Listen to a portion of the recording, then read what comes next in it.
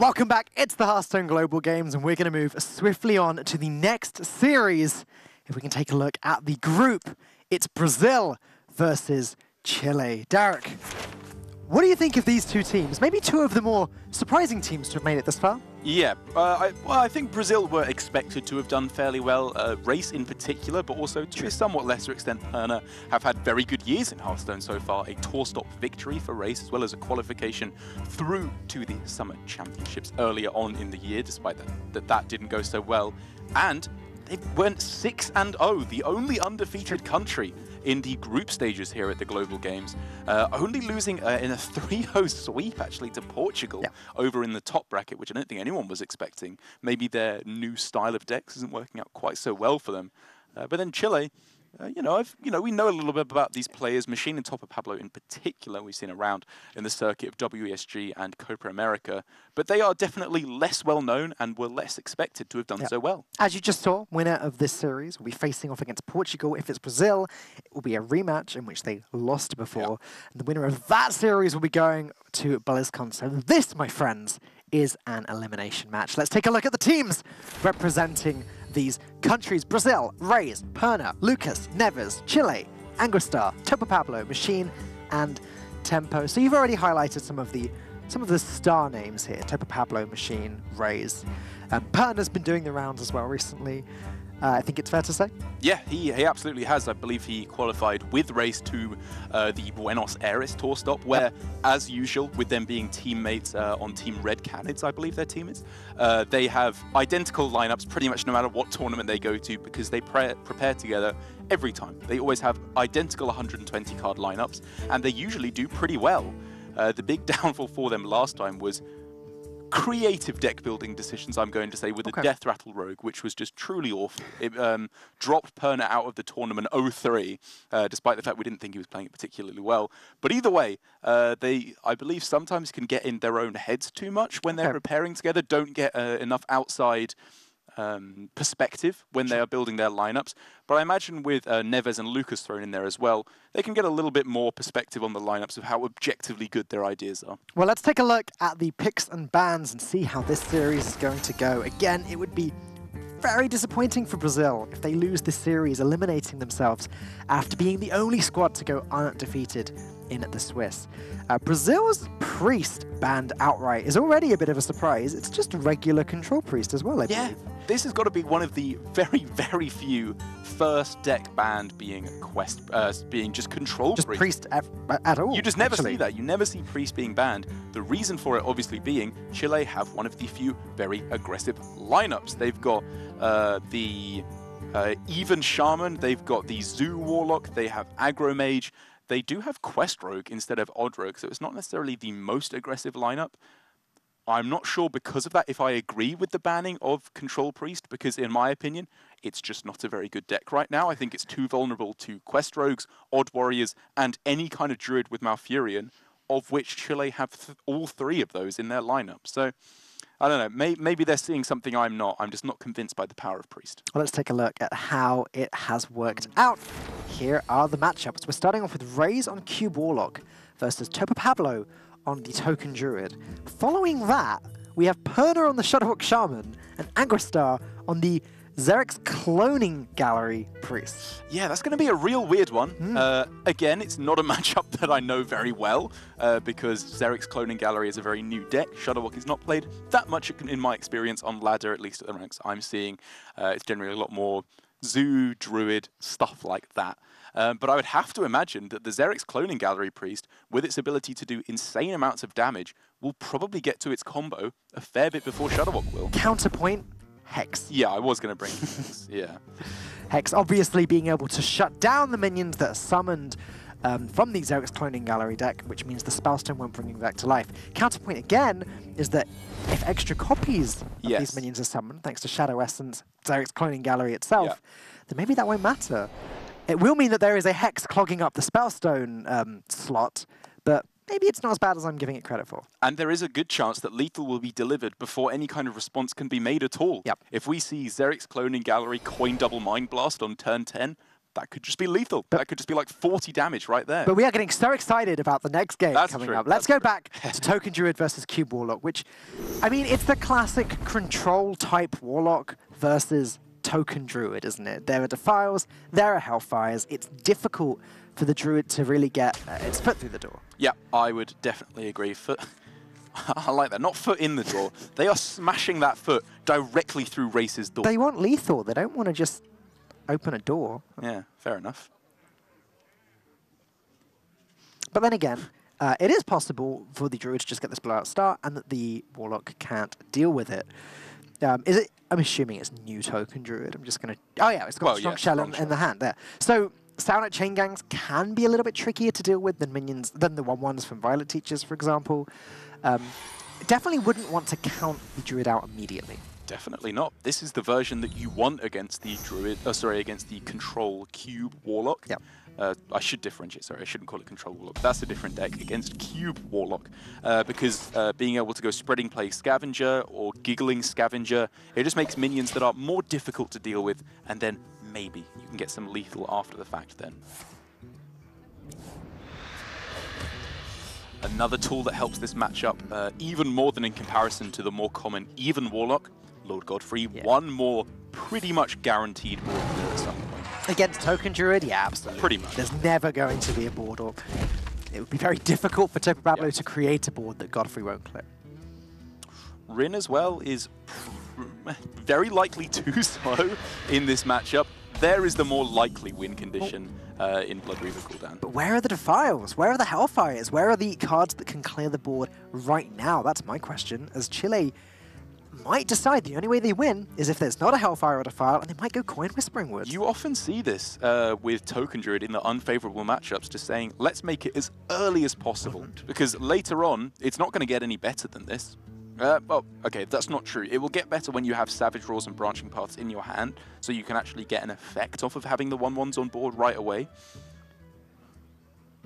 But it's not bad. If there is no answer, you are miles ahead. If there is an answer, though, yeah, you're very sad then. You have to just pass, basically, or drop a tempo strong shell, which I don't expect to see. They're clearly considering it, though. It's a big consideration, at least. Tempo strong shell? No, sorry, Coin Whisper. Sorry, no, not, yeah, that's the line I was going down, where if you go Whispering Woods, then you have to go pass, or jokingly, tempo strong shell. Right. I blanked out for a second there, and obviously caught the wrong end of that stick. But there we go, he's just going to Hero Power. I guess he get Whispering Woods next turn. Does mean Race is one card more likely to have picked up an answer. And he can just go Giant on this turn. I guess Topo Pablo was probably saying, or someone on his team was saying, he kept a card. What card would he possibly keep other than Defile or Hellfire? The answer now, which they can see, is Giant. They will have been keeping track of that. But Whispering Woods is looking just as strong this turn. I think if they didn't go for it last turn, they probably still don't go for it this turn. They want to set up for Whispering Soul of the Forest on the same turn. But if they whispered now... I was going to say, if they whispered now, in theory, they could double Savage Roar next turn, but obviously they'd need to have drawn the double Savage Roar for that to be the case. Stops their opponent from playing Skull of the Minari, hopefully.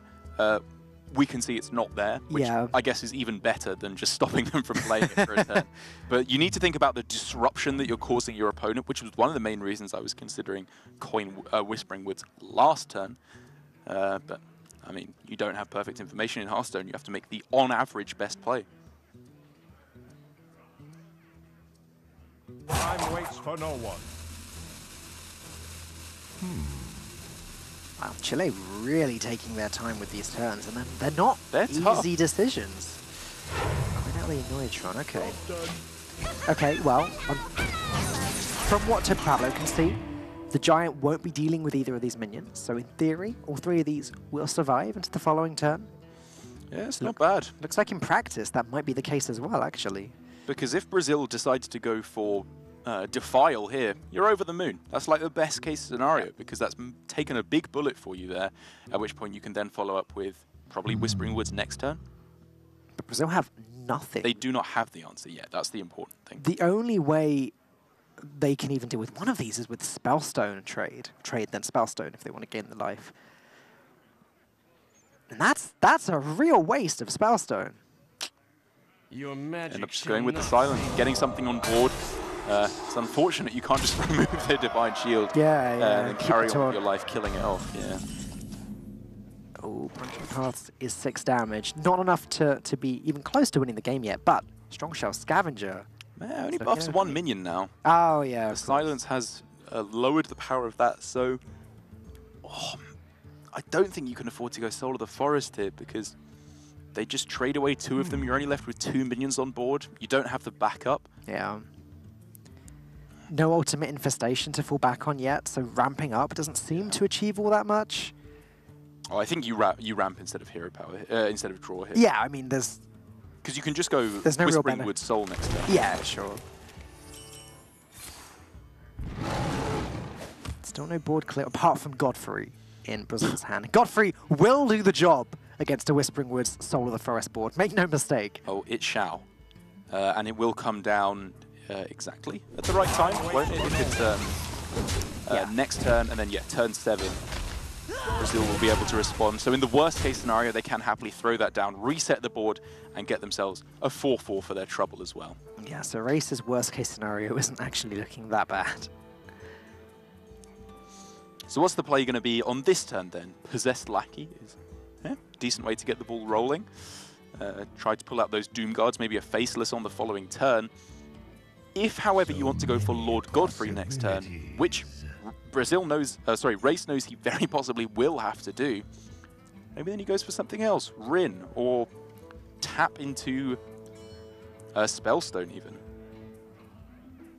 You probably want to save those for the big taunt minions, actually, like a buffed up Chain Gang. So many possibilities. Because if you go Lackey this turn and then you have to go Godfrey next turn, you very possibly just end up killing your Doom Guard, or at the very least bringing it down to 1 health. Almost out of time. Yes. Oh, yes. Well, there you go. Deeming it worth it in the end, though. Because they don't know for a certainty that they will even go for Godfrey. Yeah. And if they do end up going for something else, having this down is obviously fantastic to get the pressure rolling. And if they do have to go Lord Godfrey, they still, I believe, end up with a 5-1 Doom Guard, if I'm correct. Actually, no, maybe it would just die off with the Giant in play as well. Yeah, but if the Giant's there and hasn't taken any more damage, then that is what would happen. It does seem, though, that Race is starting to get over that hurdle, though. Like, as soon as a Void Lord hits the board, things become much, much more difficult for the Warlock to do... Sorry, for the Druid to do anything.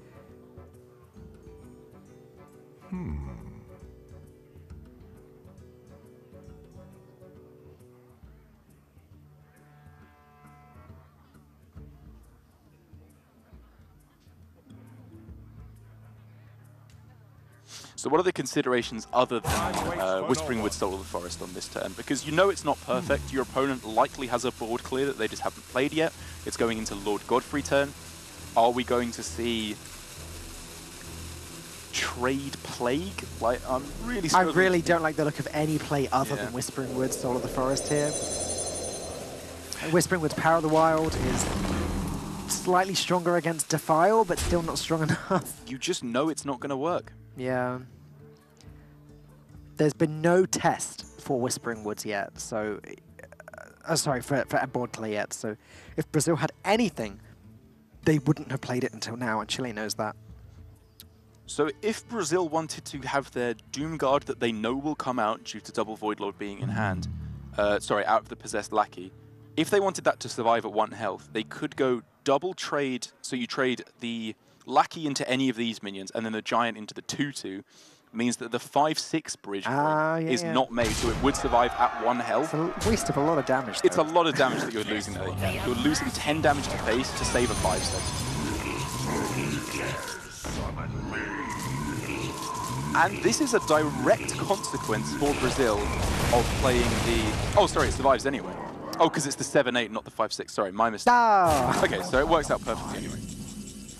They could have survived it as a 4-3, a 5-3 then, I guess, which is worth considering. I was right there with you. I thought it was dying as well. You just assume when Godfrey's played that everything dies anyway. Yeah. I also just assume that Derek is right, which is a mistake I won't be making anymore. Big mistake, yeah, you don't want to be doing that one. However, what I was saying was that if Rin had been played there, maybe they could have had the Lackey come down later for a stronger power turn, even though the Doomguard survived at 1 health. It's obviously not perfect, because you want to be going cube into Pact on it on a later turn. So many possibilities. This is sort of the last dead turn for Race now, isn't it? Like, from next turn, we got Voidlord into Faceless, into Gul'dan, into whatever they want to play. But for now, it's just Rin, pass. They could tap, I guess. They're not under any imminent threat. So many possibilities. Yeah, they just want to be setting up, I think, for making the most amount of Void Lords possible for when they play Gul'dan, which very likely next turn means Void Lord, and then like Cube Pact or Faceless.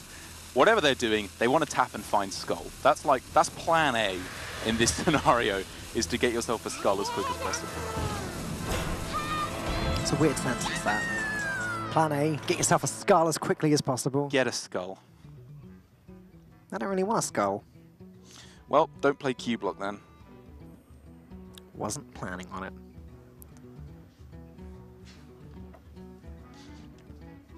So now top of Pablo with no way to generate an especially wide board with the hand as it currently stands. I would imagine we'll be contemplating most heavily Malfurion on this turn. Just get it down, get the damage rolling.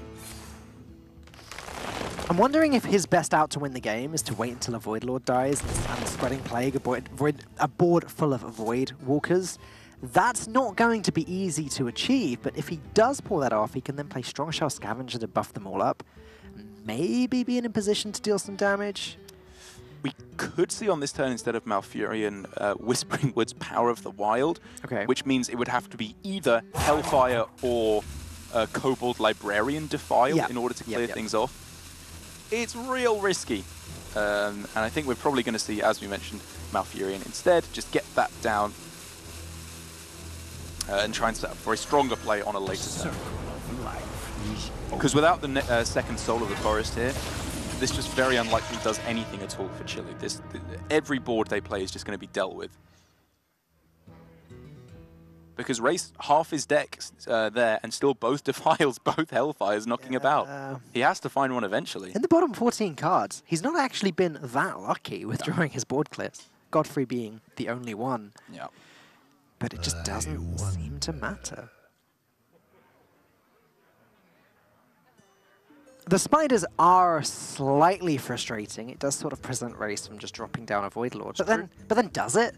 Because he drops down a Void Lord, it dies, and the next time he plays Gul'dan, that's still not horrible. So if he drops it down, Plague would come down to summon 3 Scarabs then? That's fine. You're not too sad with a 3 Scarab board, especially as, like you said, we could see Gul'dan or another Void Lord on the following turn.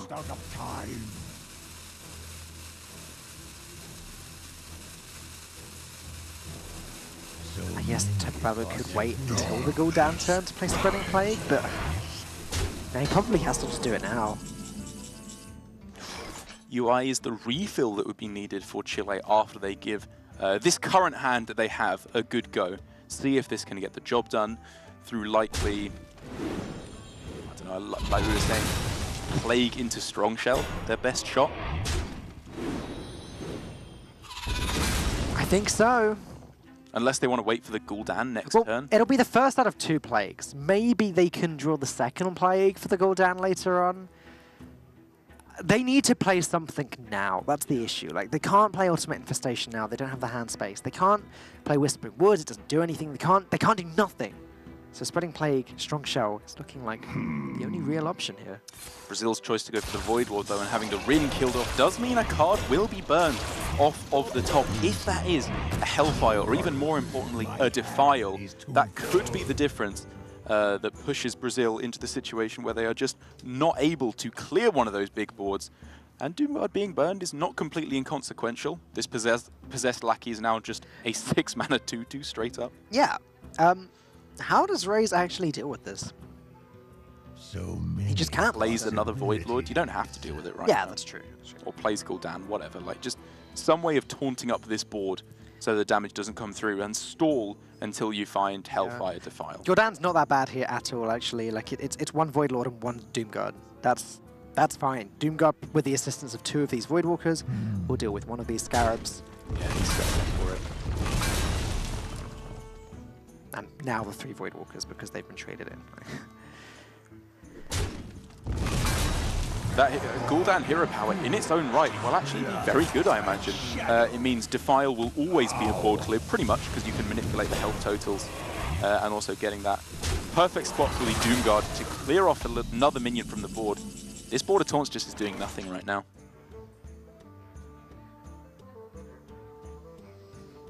So for Chile, I guess it's a question of, does he make the strongest board possible?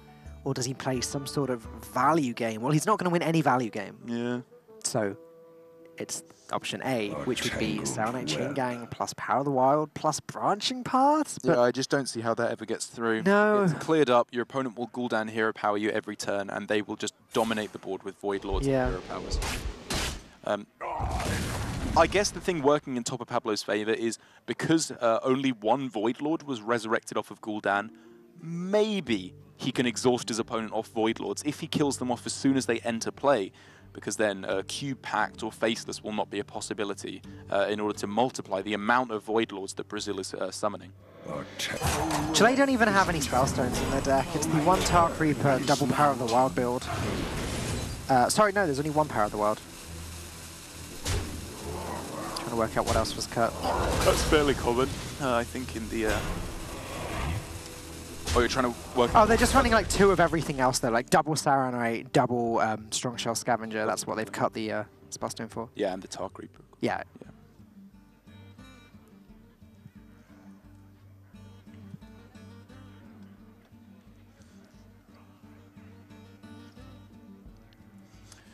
There is the potential, I suppose, on this turn for nonsense to start happening with Cube and Prince Tal'Daram. Always forget what the old Tal'Daram can do. Very powerful when it works, especially when copying a cube. I thought you were going to say Cube and Voidwalker. Well, I mean, cubing a Voidwalker, like, it sets up a taunt. I don't think you go for that. You set up for copying the Void Lord, obviously, next turn. Especially as, wow, with the Skull picked up as well. We could see Skull this turn, and then the Doomguard being summoned, Cube, Tal'Daram, hero power your own Tal'Daram.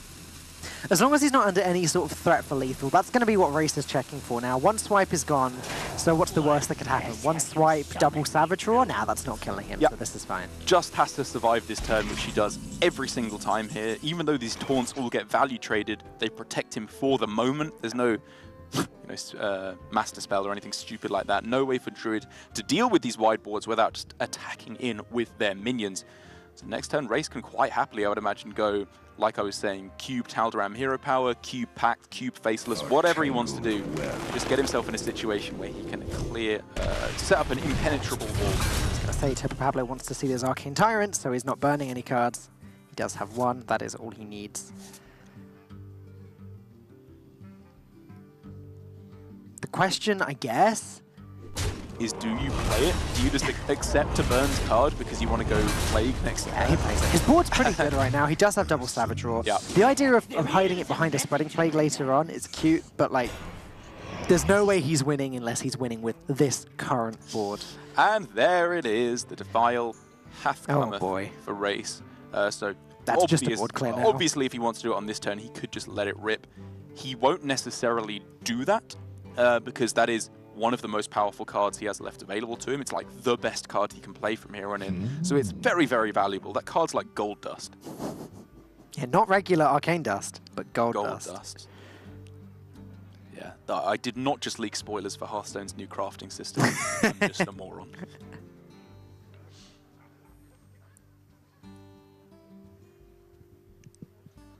So I think any line of play they can take that does not include Defile and wins them the game will be one that Race is happy to take. I'm looking at Spellstone the 5/5. Hero power your Doomguard. You do want to start cubing that Doom Guard, though, before it dies. Oh, sorry, that Void Lord. That's very important to get that rolling. So I think this is the highest priority, actually, on this turn, is getting that cube going.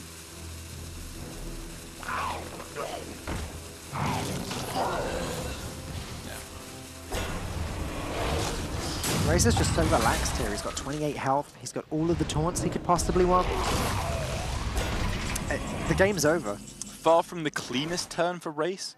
And, you know, I do wonder if something like I was saying, self-Tal'Daram Hero Power was the way to go. Because that still sets up a mighty powerful board. The Hero Power on opposing minion wasn't that necessary. Race isn't looking that happy with himself, actually. I mean, there were so many different ways he could have gone with that. I imagine he was wanting to do something else there that was a little bit more powerful, didn't waste 2 mana. But this was good enough. This was perfectly good enough here to see him through. I did just say this game was over, but that's not quite true yet. Yeah, this hasn't worked out great, has it? Because after both these Void Lords are dealt with, the defensive capabilities are quite drastically limited. So I think going for some kind of a play that involved Tal'Daram the Cube or Faceless the Cube was a bit better. Yeah. Death is eternal. Because if both of these Void Lords are dealt with, it only summons 3 Void Walkers altogether, full stop. Yep. Now Chile going to go on the offensive, going to try and deal with these Void Lords, Yeah, which, nicely. as we can see, is very doable. Clearing both at once means that the second only generates 1 Void Walker. He has a powerful board that Race is going to have to deal with, and then next turn, he can play the Flute Saronite Chain Gang. Yeah. And Whispering Woods if he wants to, for another full board. I think taking a look at the way this has worked out, Race is just realizing with no access to any more Void Lords for the rest of the game, he just messed up. He wanted to get way more Void Lords throughout the course of this game because he does not want to be relying on just Defiles here. He wants to be playing proactively, not reactively. That's how he could potentially find himself at some point without an answer. He's again in the position where a single Defile immediately would clear the board. And he does have 2 of them now, so maybe that becomes a better consideration. It's certainly the easiest way of clearing the board, but he's going to just try and hold on to those for a little bit longer. Spellstone away 1 minion, Hero Power another, make these trades. And this is fine, this is good. Complete board clear available for Race, even with a Tal'Daram thrown down for a 3-3 with Taunt. Yep. Fine. It can be demon or non-demon of your choosing. It's not going to keep being enough though, is it? Like, the Flute Saronite plus Task Reaper is again a nice aggressive board. Yeah, they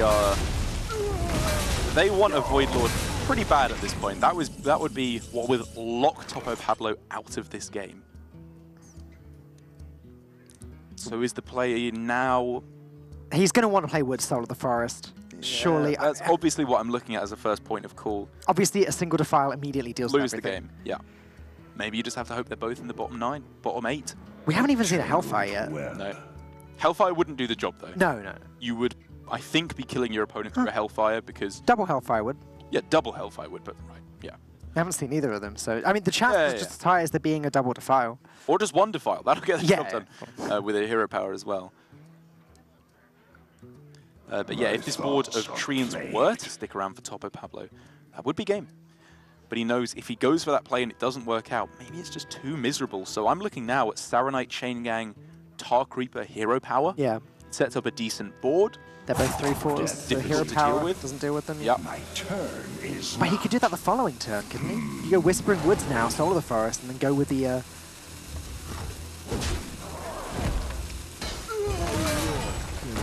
I guess he's afraid that that Race puts something on the board whilst clearing the board. Yeah, I think it's just... Like, why would you go for the play this turn that you are almost certain is going to be cleared off when you could just make the more proactive play this time, which is still... how much is this? 9... Oh, sorry. On your turn, the Tark Reaper will go down. So that's 7 damage, plus the 8 plus the 8 is 16. Plus the 7 is 23. And then another 6, 29 damage, I make it. Okay.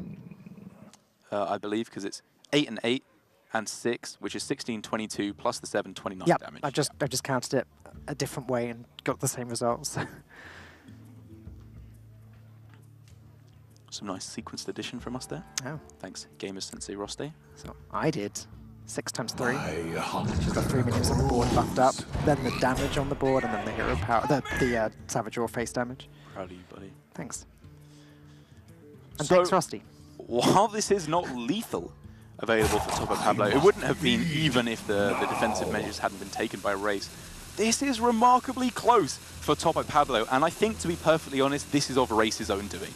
The fact that he left his opponent able to clear up all the Void Lords, all the Void Walkers, quite handily, very easily, just meant that there was no answer from here on in. Do you think he was just too defensive with his defile? Not defensive with his defiles, too Conservative? conservative. That's the better word, yeah. Yes. I think there was an even better line that didn't involve the Defile or his play, but Defile was fine. Yeah. If you just go, you go Cube and then Defile, that leaves you in a position where you have 2 Void Lords in play. They definitely can't deal with them because they have an empty board. And then next turn, you go Faceless, you go Calderam, whatever you want, you're probably just winning the game. This is it now. This is the final push. Is there a way that Race can deal with this? Ping, Defile, Defile, I believe, does actually clear the whole board. Pinging away a Saronite puts it at 1. 1, 2, 3, the Defile stops. Second Defile gets played. 4, 5. 1, 2, 3, 4, 5. I agree. But then, Whispering Woods Savage Roar. Oh, sorry, Whispering Woods Branching Path. At that point, So what's the answer then? Race needs to draw a Hellfire now then. He needs to draw a Hellfire.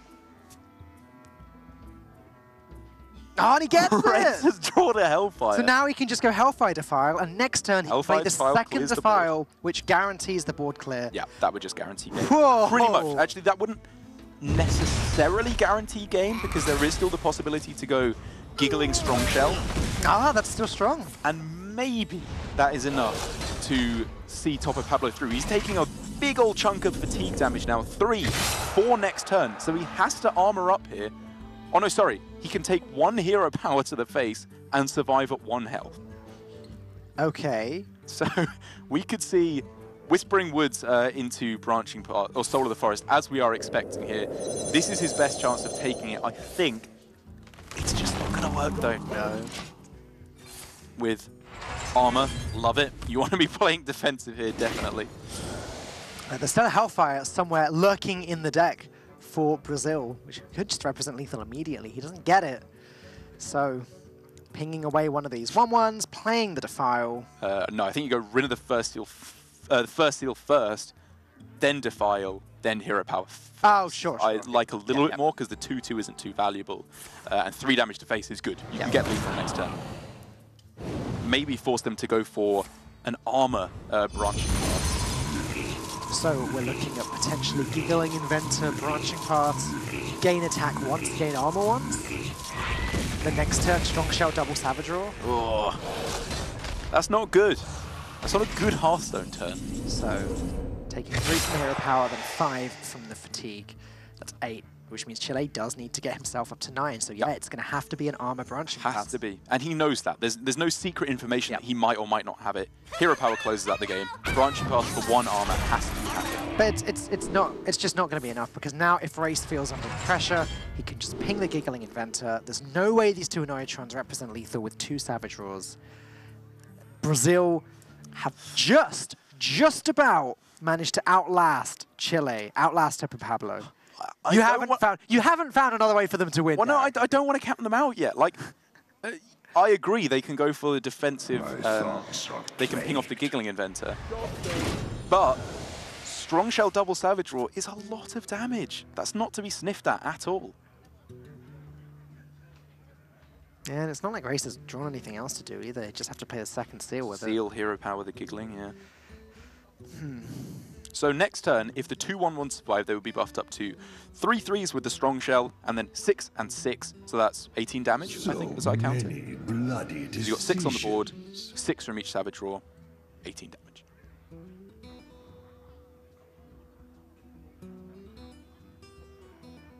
I count 16. You count 16.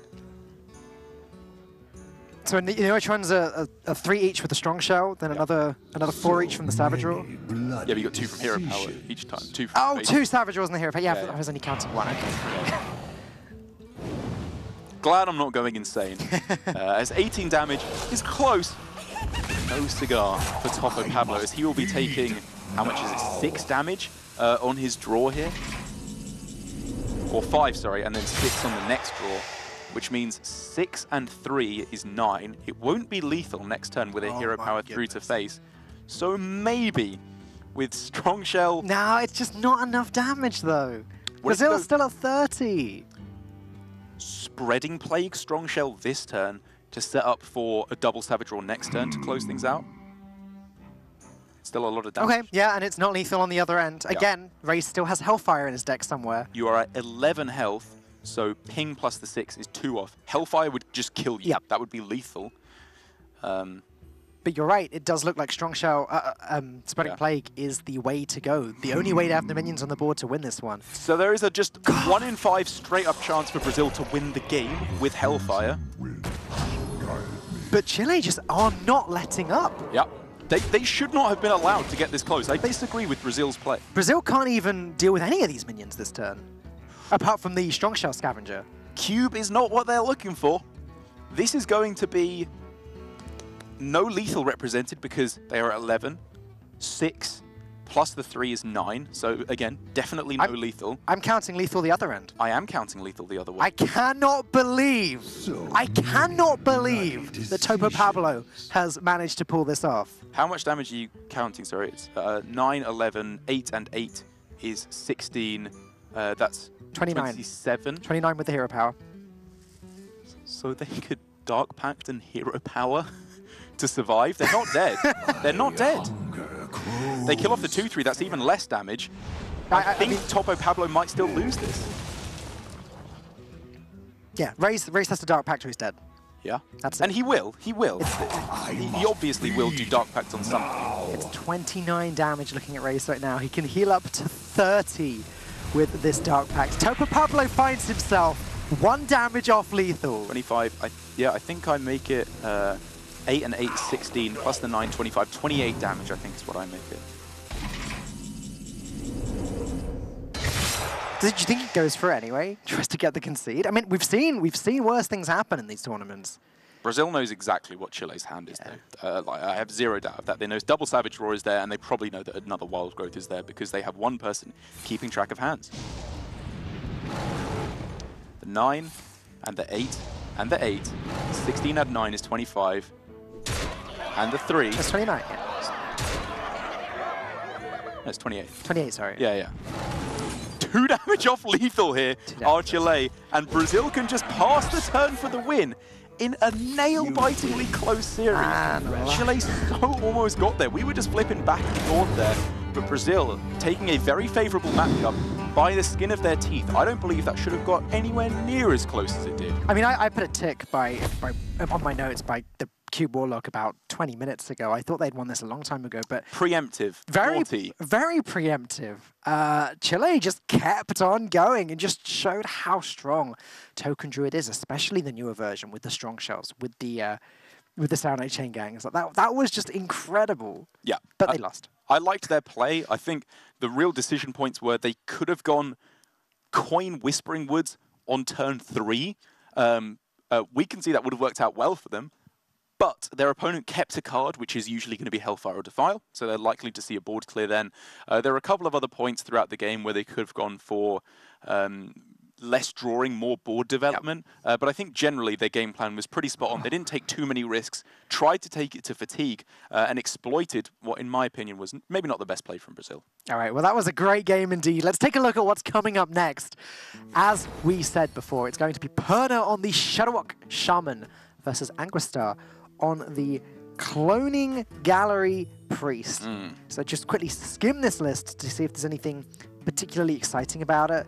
Vivid Nightmare, is that standard? I don't believe it is. No, not in the... I don't think in the list that Asmodai. But it makes a lot of sense. Got rank 1. Yeah, makes sense. I think they're cutting Obsidian Statue as the main omission that I'm seeing, which is in most of the lists that I've seen. But basically, it's still the same principle of the deck where you are trying to go for crazy resurrections through the Spellstone Eternal Servitude, pulling all the minions from your deck with Shadow Essence and Xeric's Cloning Gallery itself, and then Mind Blast for like 80 damage in a turn or something absurd like that. In my relatively brief experience playing this deck, what I found is that the way that I would win the game almost 100% of the time is if I could slam Xeric's Cloning Gallery on turn 9 without having drawn a Lyra or either Radiant Elemental, because then you just go nuts. You get the double discount on the pre-spells. Most of your hand is cheap pre-spells at this point, and you just go off. That sounds like a good plan. Yeah. Most of the times I have been beaten by it, it's when they go Xeric's Cloning Gallery on 9 and I don't have a swipe, a Fan of Knives, whatever deck I'm playing, and they just go Mind Blast, and I'm dead. If you'd like to see the deck yourself, if you're not familiar with the deck list, don't forget there is a command in the Twitch chat. If you type !deck list, you'll be presented with a link that has all of the deck lists from this week. There it is, from this week in the Hearthstone Global Games. You should definitely check those out, especially if you're unfamiliar with this list. It's not a new version of the deck, as the deck lists for this week were submitted at the beginning of last week. That's right. So actually, the Asmodai list is probably a newer version than this one. He hadn't hit rank 1 legend with this deck when this was submitted. Yeah, that's right. It was just Savitz who was piloting this nutty-looking deck, which I think, you know, at the start of last week, we were both agreeing just looked like a bit of a meme, like a bit of fun, one of those decks that's a lot of fun to see on stream because it leads to some crazy moments, but was not a Tier 1 competitive deck. I'm still not convinced that it is a Tier 1 competitive deck, because whenever I play it or see people play it on stream, it seems like you do nothing until turn 6 and then you die. But who knows? It could find its spot in this very slow matchup up against Shadowhawk Shaman. And I think you're right in that maybe, like what you were saying earlier, that maybe the Shadowhawk Shaman is just too slow. I was arguing that I think Hex will be very powerful against this deck that relies on Resurrects. But maybe hexing individual targets doesn't matter too much, because Chile will get so many copies of these big minions. Hex just isn't the end of the world. Yeah, it's not that bad, because there's a lot that you want to hex as well, because if you hex what I believe we're both thinking of as the main targets in Malagos and Velen, then they will quite happily resurrect Lyra and just pop off with Lyra, because for 7 mana they can get back a Radiant, a Lyra, and just start playing all their coins off of Gilded Gargoyles, get a crazy amount of extra spells, and maybe win through all the generated spells with the likes of Mind Blast, Holy Smites, or Divine Spirits and Inner Fires.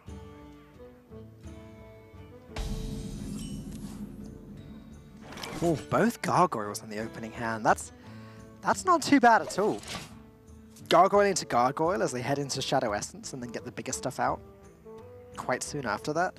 Also, drawing both Gargoyles means that they cannot get a Gargoyle from Shadow Essence. That's also very relevant. That's true. Yeah, there are definitely cards you would much rather get off the Shadow Essence, like, well, obviously the big boys themselves, Malagos, Lich King, Prophet Velen. Even something in the aggressive matchups like Ziliax, which, okay, is not in the deck list here. It's in some of the other versions. Ziliax, again, is more, I think it's more new than this. Yeah, a little bit more recent, which just shuts down aggro. Summoning a 5/5 rushing Ziliax, they can just get out of your game right there. It's over. There's the first Hex picked up by Perna. Pain speak to me. Is it worth trading this Vivid Nightmare for an extra coin? Yeah, it's worth considering. We could see Shadow Visions to look for a Shadow Word Pain, because denying your opponent's card draw is obviously going to be good. But I think in this matchup for Anguistar, it's a little bit less about denying your opponent's draw and just putting your own win condition into Hyperdrive. You just want to get that online as quick as you can. Shadow Visions into Xeric's Cloning Gallery if you have to, just to make sure you have that on 9, and then get just stupid amounts of damage pushing through. Has Brazil pick up the Shadowhawk. So Perna going to be pretty keen to get the rest of those battle cries. He's got a Saronite Chain Gang. It's just Grumble and Life Drinkers that he'll be looking for now. Yeah, did throw away Grumble off of the Mulligan. It's worth saying, didn't see this as a matchup where he wants to play Grumble because he wants to look for card draw in the early turns a bit more heavily.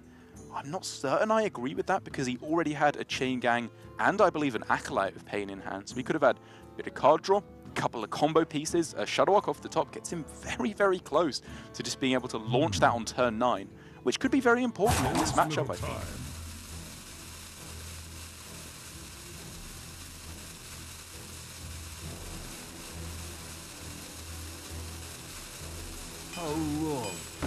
Really checking and double checking about that Saranite play. Just gives these coins to Anguistar. Not much Perna can do about that. Yeah, you don't want your opponent to be... often I find one of the mistakes I make against this deck is leaving up a Radiant too long. Yeah. Because it allows them to go Shadow Essence sooner, which is very valuable. Leaving up these Gargoyles kind of does the same thing because they can go coin into Shadow Essence, but it's a bigger expenditure on their part. They don't want to be going coin Shadow Essence because coins after Zeric's Cloning Gallery come down can just be absurd. Does he take another one? Nah, you go Servitude. Yeah, I think Servitude's the much safer play here.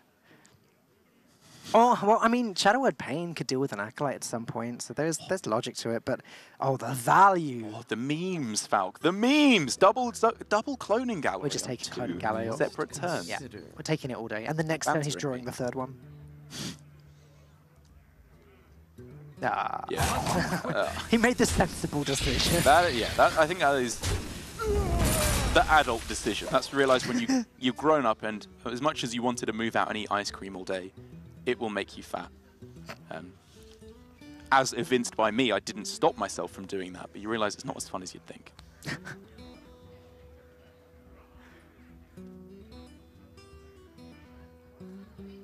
Clearly a big old head scratcher here for Perna, as with double visions being played, that sets off all kind of alarm bells. You're expecting Shadow Vision, Shadow Essence into Eternal Servitude.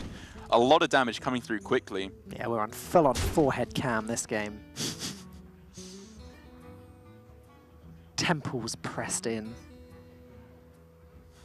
That sounds oddly violent for a game of Hearthstone. It's more like a Bruce Lee movie. Another question for Perna is, what is his game plan? Does he want to put more stuff on the board, try and actually pressure Anguistar as quickly as possible? Does he want to go for card draw, try and get to his Shadowwalk combo? He's going to go the card draw route, and this is looking good, especially as he's drawn the Shadowwalk. He does want to get to that Life Drink and Grumble as quickly as he can.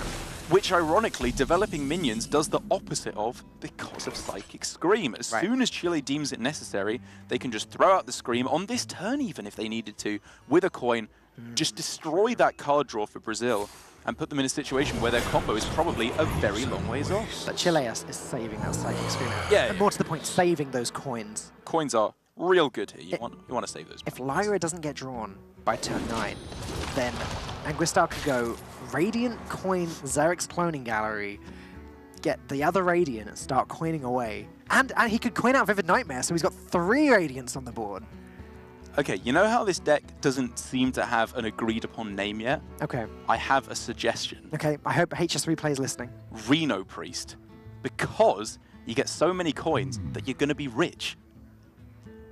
It makes perfect sense. I want to hear like the cricket chirping noise in the background. Well, you're not gonna, because it's a genius idea, and I'm going to start calling it that. And I'm sure no one will be confused at all. We're just going to end up in this position where every time you refer to this deck as Reno Priest, I have to explain. That's going to be our casting from now on. Well, the only way is up, I suppose. Life Drinker is found, though, for Perna. So that is most of the combo already raring to go once the Shadowwalk is able to come online. Technically just needs the Grumble for a 50% chance to return a Shadowwalk back to his hand when it's played.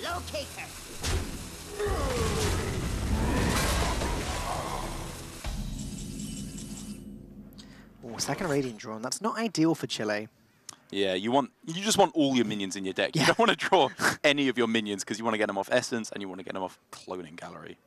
Death Rattle Pool is 2 Gargoyles and 1 Lich King at the moment for Anguistar, so he could play the Eternal Servitude, I guess, to get the Lich King back if he wants to make a very aggressive play.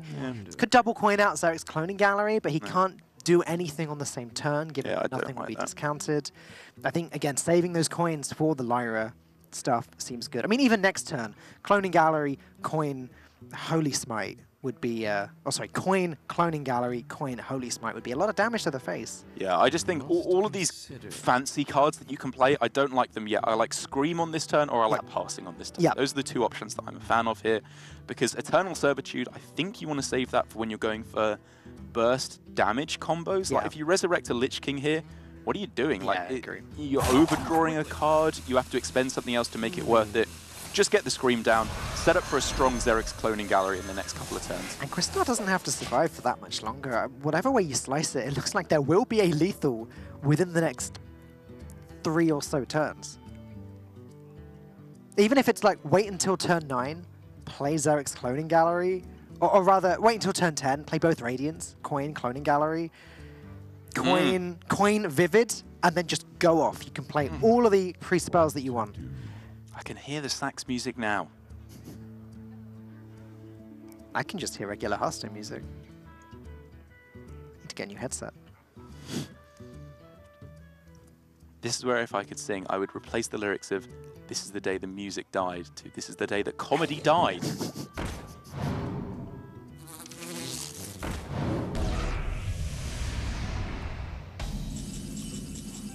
Oh, that's an unfortunate draw. Yeah, that's definitely not what you're looking for, because not only does it stop it coming from the Xerix Cloning Gallery, which is good, maybe you can get a little bit of burst damage out of it, it means it is so much less likely that you're actually going to have a dead Malagos at any point.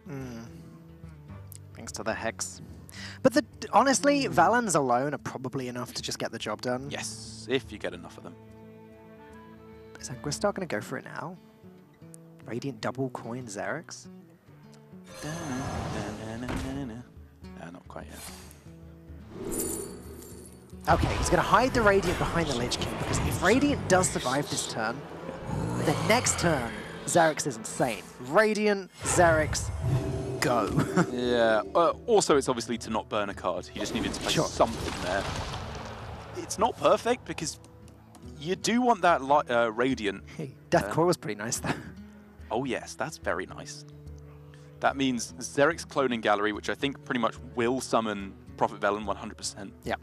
You could then go, what is that, Velen into Holy Smite into... You're right? Yeah, I'm just counting. Into the Death Coil, which would be then, what, 14 damage through to face, which is respectable. It's not lethal, which is what you want to be setting up for, most definitely. Pretty sure Velen and Lyra are the only minions left in the deck. Really? One Velen, one Lyra. And Lich King, sorry. The Lich King wasn't summoned. Lich King was summoned by the Shadow Essence. Yeah, it wasn't played from the hand. So, okay, Lich King, Lyra, Velen. It's a very minion-light version of the deck, isn't it? And in the first 11 cards, Anguistar has drawn most of them. That's pretty unlucky. I mean, you're always going to draw quite a few of the minions in this deck. It's like if you were playing Katharina Winterwisp with like 20 beasts in your deck, and you're like, oh, I drew 8 of them. How unlucky. Yeah.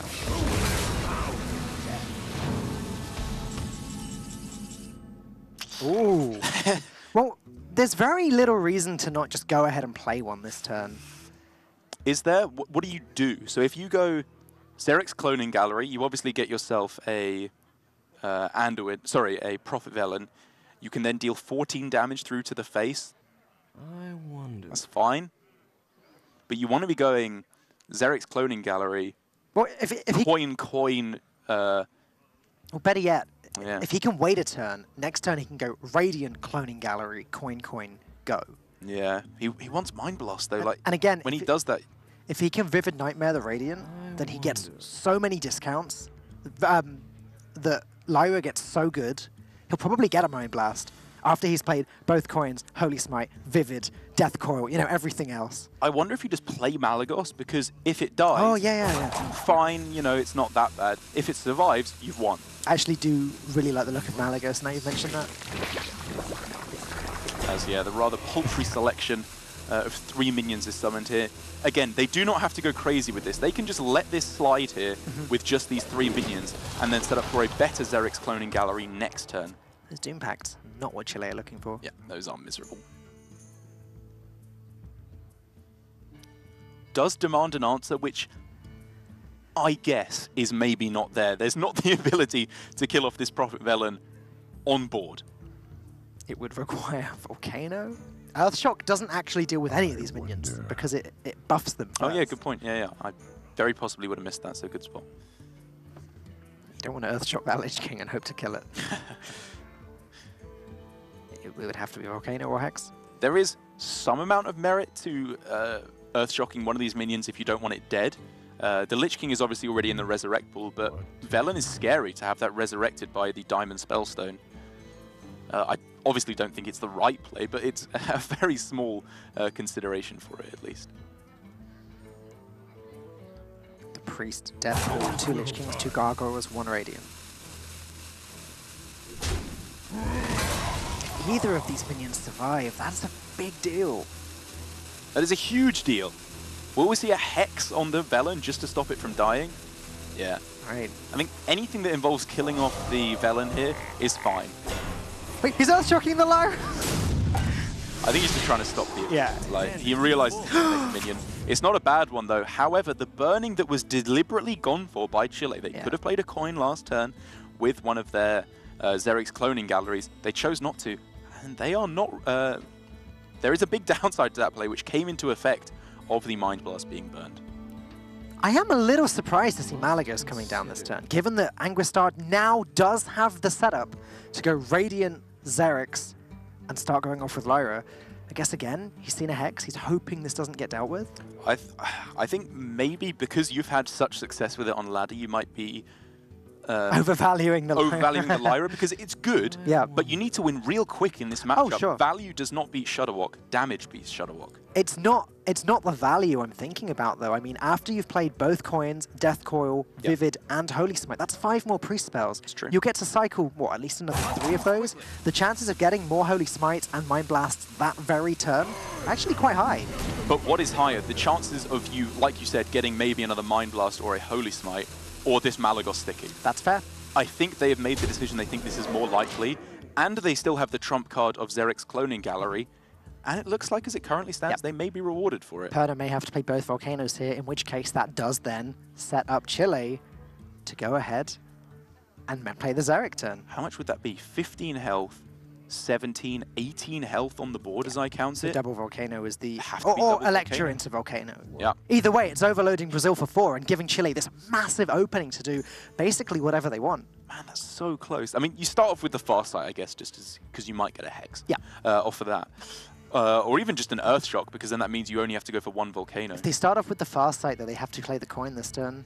That's not necessarily wrong. Oh, right. It's just Yeah, something yeah, to okay, consider. okay.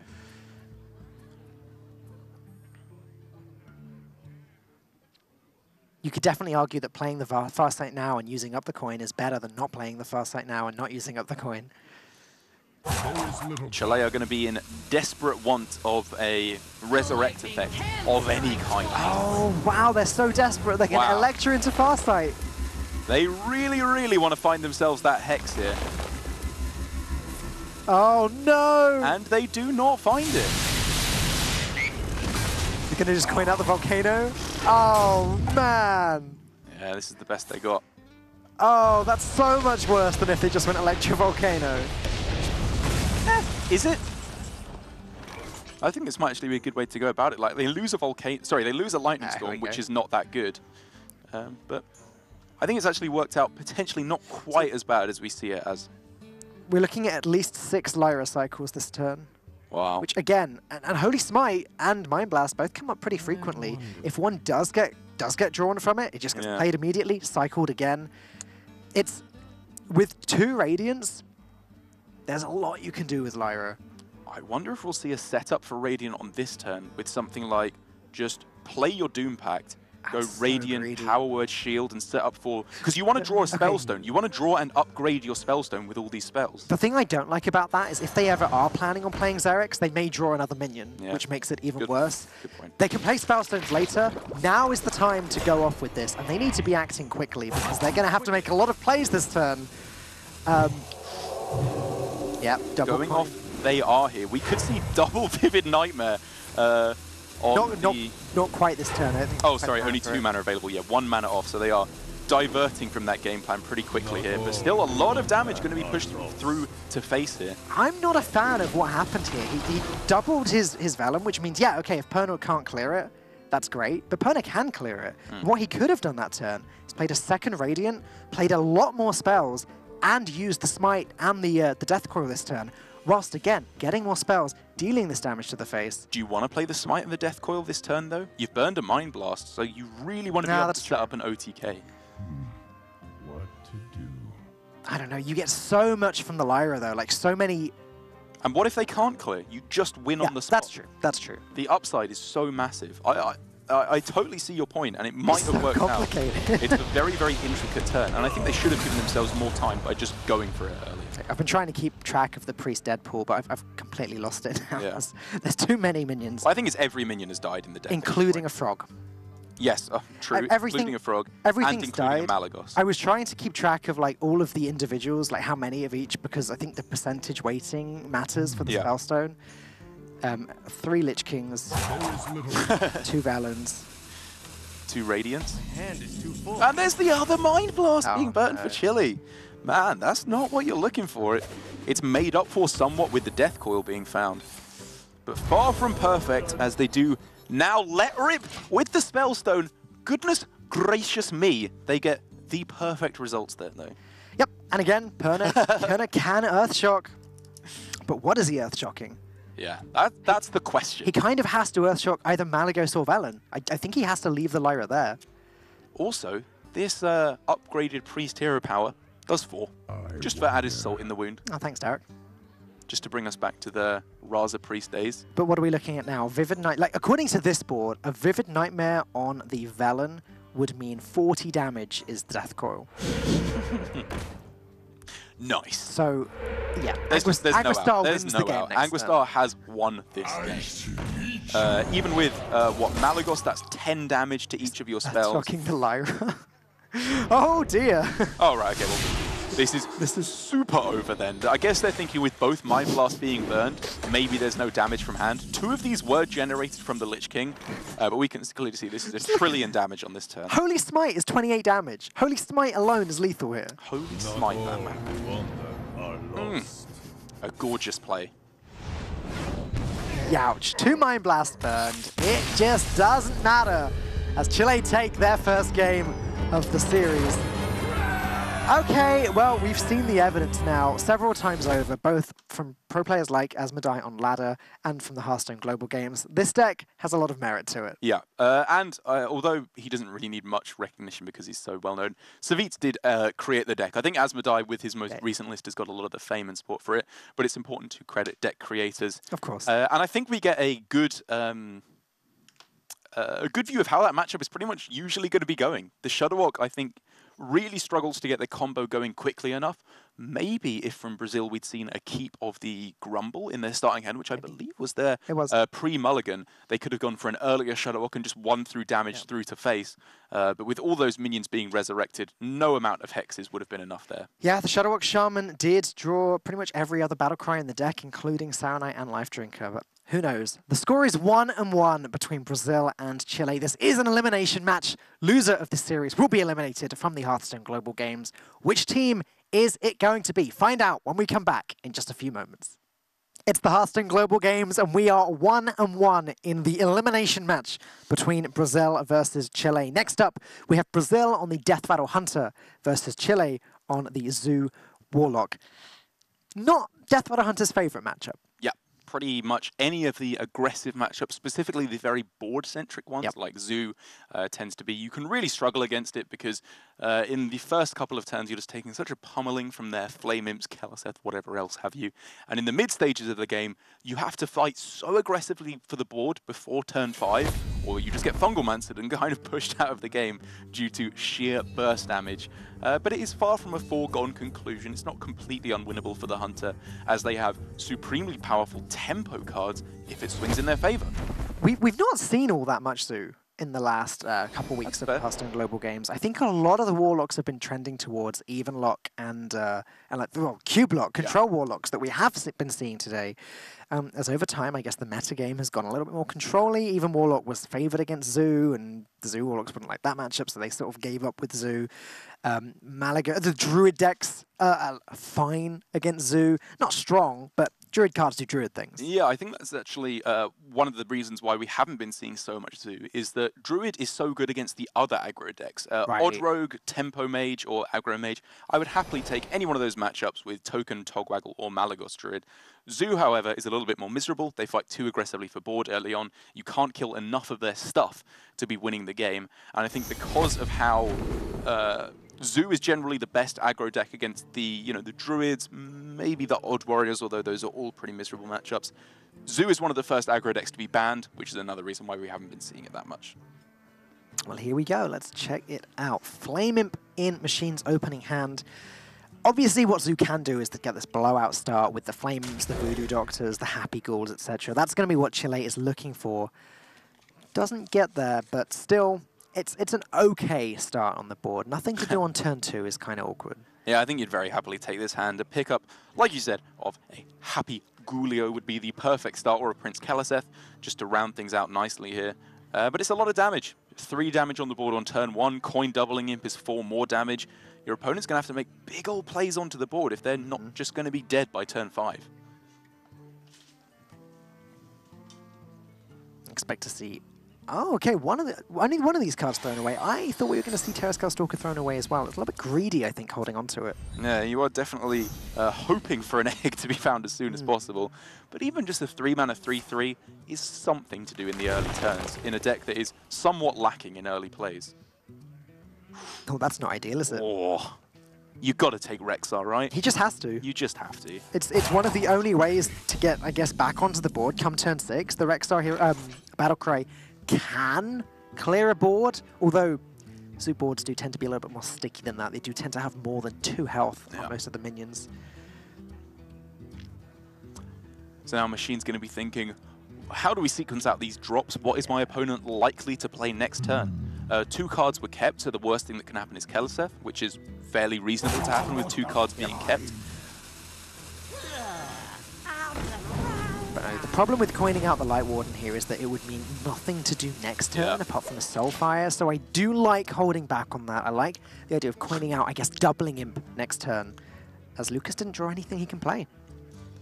I think Machine there will have been asking, can I just have 1 more coin? That'd be nice, because then I can go coin Light Warden on turn 1 into coin Fungal Enchanter turn 2, just for the truly perfect curve, because it's a little bit awkward at the moment, nothing really working out perfectly. The answer is no, you can't have an extra coin. Yeah. You're not the priest deck. It's starting to get there, though. Soul Infusion really wants to be tossed down on the doubling Imp. It's not too difficult to pull off. Obviously, it means the weak turn of Fungal Enchanter now. Yeah. Next turn, Soul Infusion. And then the following turn, doubling it, it's quite slow. What do you think of this play? Soulfire to the face to get rid of that Fungal Enchanter, thus preparing for Soul Infusion on this turn, doubling Imp next turn. If Machine pulls that off, he is a god. Yeah, I do not expect that to be the play, as a plethora of other vastly more powerful turns available. Oh, this is so slow. Wow, real greedy there from Chile. Because now it's Enchanter next turn, and then Soul Infusion doubling Imp without even ever using the coin. What if they'd summoned a 5/5 next turn, and then they can go Soulfire doubling Imp next turn? If they're met with a Hunter's Mark, it's obviously a lot less powerful. It's a close turn. I would have played the Soul Infusion because I like being as quick as possible in this matchup. Yeah. But maybe being afraid of outvalued in the mid game is what's driving them to go for this doubling in play.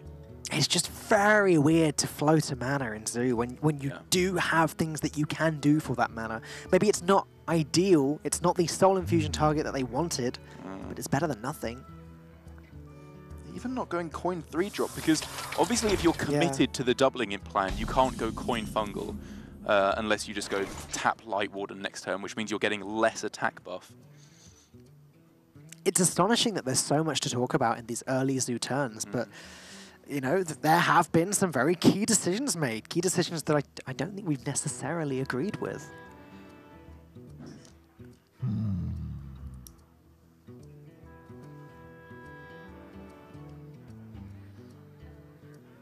So we're playing the Fungal Enchanter at first here. It clearly indicates, to me at least, that they're setting up for either all face and ignore the Spider Bomb, or more likely, coin Soulfire.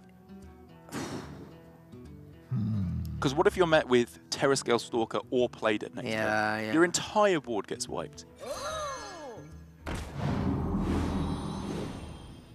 But then wouldn't they have played the Soulfire before dropping the 3-3? Wow. Yeah. So they played the 3-3 first And then traded. to get 2 more damage through to face.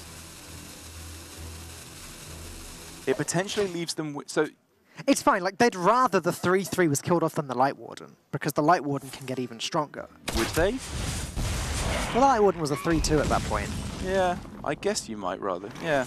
I mean, it shows either they think it's close enough to the point where they don't care, or they would actually rather it. But finally, Soul Infusion Here we doubling go. Imp. Love it when a plan comes together. Yeah, I would imagine even with a coin Soulfire as well, you have a 50% chance to... well, actually, if you discard the Doom God, you're very sad then. Another tough turn. It's not so bad. Lucas can't deal with these 4-4s anyway, unless he's got something like Hunter's Mark Candle Shot. And even then, following up with a Life Drinker seems fine. But again, Chile showing reservations here, playing real slow with the Zulog.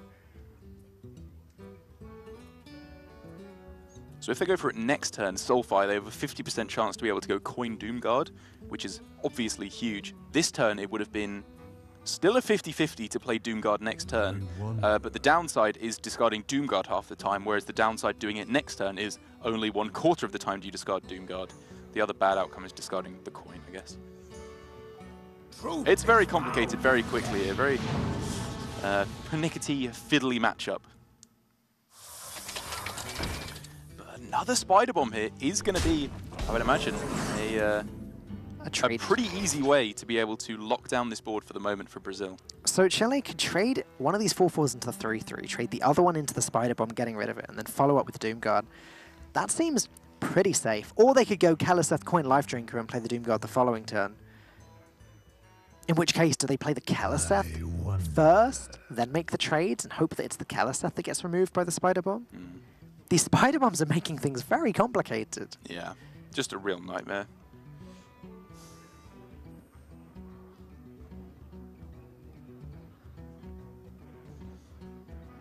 I think I'm looking at Keleseth tap Soulfire Okay. as the best available play, because it puts a minion that you're happy with dying in Prince Keleseth onto the board for the Spider Bomb. You can Soulfire away the 3-3, and then double trade. Truth is found in almost of the time.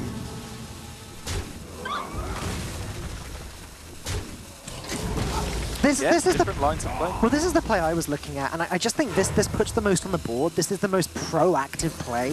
It clears away most of what Lucas has got and does give him some control, but unfortunately for Machine here, we're going to see Deathstalker Rexar really shine now. And there have been 3, or more, very discrete opportunities where Soulfire could have come down. Yeah. Chile has been so reluctant to play it this game, and I think I would have played it by now because it's such a big swing back in your favor. And yes, you maybe discard Doomguard, but I think you have to be making those tempo swings in this matchup, which Chile has just not been doing. I think the best time to play that Soulfire was back in turn 2, turn 3, whenever we were first discussing it. Soul Infusion plus Doomguard, though, again, it's come together. It's going to be a 7 attack charging Doomguard. Very difficult for Lucas to deal with. However, it is just 1 minion. Machine's hand is empty. It's not exactly high zoo pressure, is it? And now Brazil have a chance to build some beasts and get themselves back in the game. Not bad, though. This minion does need to find an answer, which it does not currently have. 2 Spider Bombs have already been used, so no Death Rattle activation effects available there. But it looks like Brazil are just going to make their own powerful board this turn. They can go Egg, Play Dead, Terrascale. That's 2 5/5s and a 3/3. Try and find a Hunter's Mark off the tracking next turn seems good to me as well.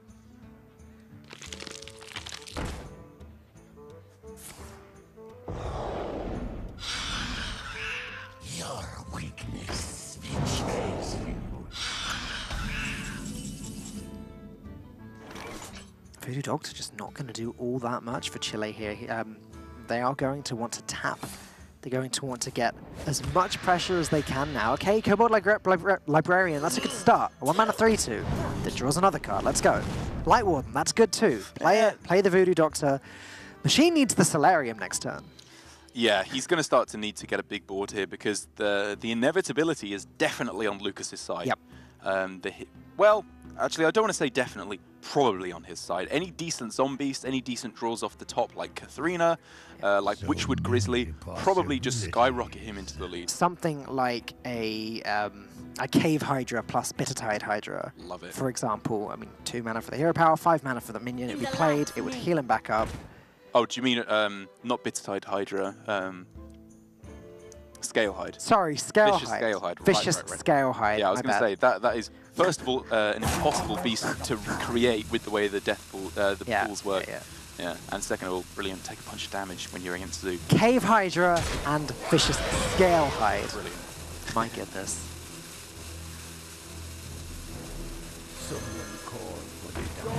You'd be healing Lucas for 9. It would be dealing with most of this board in 1 hit. Haven't seen a Hunter's Mark yet. Guess Brazil could search for that with the tracking. I do think generally building Beast is probably better for him at this point.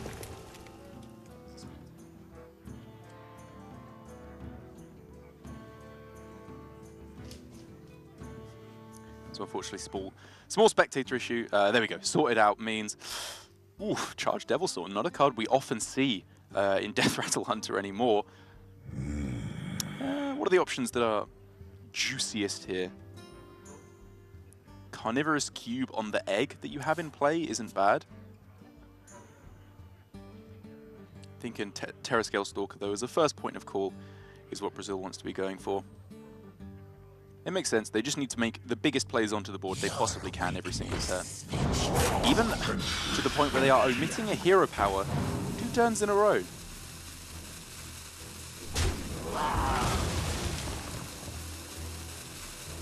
And probably a 3rd turn in a row when Charged Devil Sword comes down next turn. Devil Sword, which has been making its way back into Death Rattle Hunter as a one-of a little bit, but 2 Saronite Chain Gangs, both buffed up by Keleseth. Is that even enough? That's not bad. If you go, well, ignoring the Devil Sword that we have in hand, which can clearly mop up everything here, I believe, it protects your Doomguard for another turn. You could just smash everything face, or I guess trade the Voodoo Doctor. Even then, maybe just push that face. Going face for 10 seems good to me. There's another Doomguard somewhere in the deck. There's another Soulfire somewhere in the deck. Machine's getting close to just having lethal. Yep, Doomguard tap Soulfire. That's 10 damage with the Keleseth buff, which is, well, exactly what Lucas is left with. And I am surprised that Lucas hasn't been trying to build beasts at all this game. He hasn't been going for any of the lifesteal minions, but I guess he's been having to go with as much tempo as possible. And the act of using the hero power to build this beast, because it costs 2 mana, it would have slowed him down a little bit. Looks like he might be gearing up for a trade even here with the Doomguard, which, while I was considering the trade with the Voodoo Doctor, I was definitely looking at pushing the Doomguard through to face, which, there we go, in the end is the way he's going to go, setting up for another Doomguard off the top to hopefully win him the game. But Katharina is a very nice pickup indeed. That's got to come down. If that can get a Witchwood Grizzly primarily, of which there are 2 in the deck, there's no bad outcomes here because there's no high main in the deck for Brazil. It's so weird that high main is regularly the bad outcome nowadays. Yeah, it's true. There you go. It's going to be King Crush. That is easily the board clear. And it does look like Brazil are going to take this. And Derek, I think it comes down to those early turns that Chile played incredibly slowly when he was looking at the Fungal Enchanter, the Soul Infusion, and the Doubling Imp. And he went out of his way to make sure he got that Doubling Imp down. He didn't play that Soulfire. It allowed Lucas to get that turn 6 Rexar to clear everything and just to put himself back in the game. And we can see the legacy of Machine's game plan here, which was to preserve the Doomguard at all costs. The benefit of which, he got a lot of charge damage through to face. I think that connected 3 times to the face against Lucas, which is huge. That's obviously a very powerful Doomguard. But even then, when it connected 3 times to face, which is like the best case scenario, still it was not enough to deliver the damage because the tempo was not there. They didn't lock down the board. They were thinking too late game, maybe. And it just means that Brazil were able to dominate the board. That was a big win for Brazil. We can see how excited Lucas got about that with the fist pumps. But again, unfavored matchup. Moving forwards to the rest of the series, a little bit later on, Brazil have a very favoured matchup coming up. It's going to be difficult for Chile to survive the Hearthstone Global Games this series. Let's take a look at which game is coming up next. It's going to be Togwaggle Druid for Nevers versus Even Shaman for Tempo. Now, this is a matchup that I've not seen much of. I mean, Even Shaman is a deck that I've not seen much of recently. I've seen it a surprising amount on ladder the last couple days. Really? Like, someone's been like Even Shaman's been up here and there. Someone's been playing Even Paladin. I need to find out who it was that's popularized Even Paladin, because I guarantee I'm not joking when I say like 6 of the 6 previous Paladins I've faced, I've mulliganed for Odd Paladin and found Even Paladin. Huh. Anyway, this isn't Even Paladin. This is Even Bit of a tangent there. Yeah. I digress. But I think this is a reasonable matchup for the Druid, because obviously, primarily, you got the Plague. Any token deck, well, you don't have the Plague. That would be bad. You have Spreading Plague as Druid, which means you can go nice and wide on the board to fight back against their board of tokens, which they will inevitably make over the first few turns. And then if they go for Giant, you have Naturalize to deal with that. You should have all the answers in the typical Even Shaman game, which means that the Even Shaman kind of has to take alternate lines of play, I find. Something that Soto has been saying about Even Shaman for a long time, before the Boomsday project even came out, is that the Even Shaman, it puts a lot of stuff on the board, but doesn't really do anything with them. Like, apart from the Flame Tongue Totem and Direwolf Alpha, there's no real buffs or anything. And yeah, they can utilize having a lot of minions with Sea Giant. They do have, I believe, 1 copy of Arcane Dynamo, if I'm reading that correctly. Oh, nice. It does, That's 1 cool copy of that.